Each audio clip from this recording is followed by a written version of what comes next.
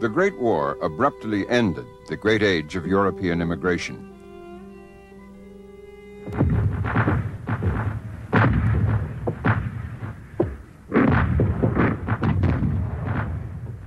By 1918, the United States had sent 3 million doughboys to help their former British enemies over there.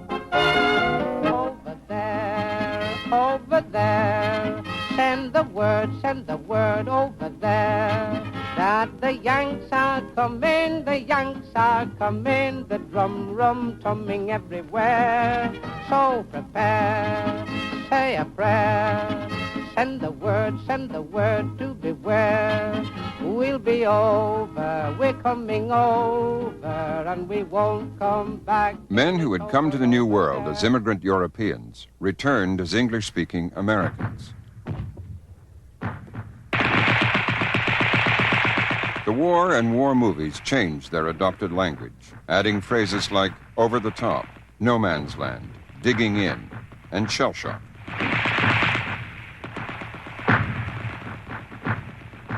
Ironically, it was during these years that a hard-hitting, hard-drinking American journalist of German ancestry concluded a labor of love, a massive pioneering study of American English. Alistair Cook was H.L. Mencken's friend and admirer.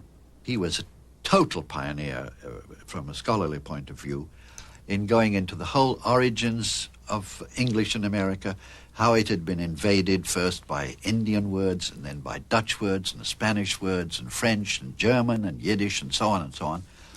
The wider effect of Mencken and his American language was not exactly to debunk, but was to defuse the literary establishment, which was in the 1919s and the early 20s what Mencken himself said represented a kind of marshmallow gentility and was very Anglophile.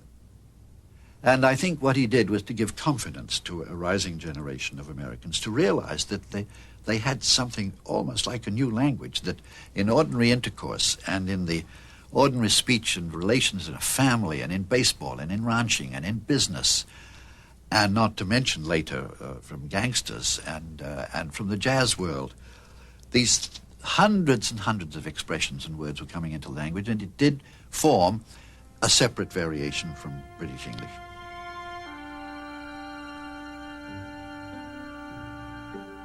Mencken wrote, "The American of today is much more honestly English than the so-called standard English of England." The men restoring the Statue of Liberty are typical of the ethnic variety that has enriched American speech. It's definitely a melting pot. We have all different types of groups. We have immigrants, first generation, second generation Americans, and it's an adventure in language. There's a good mix. There's a little bit of everything here, just like America.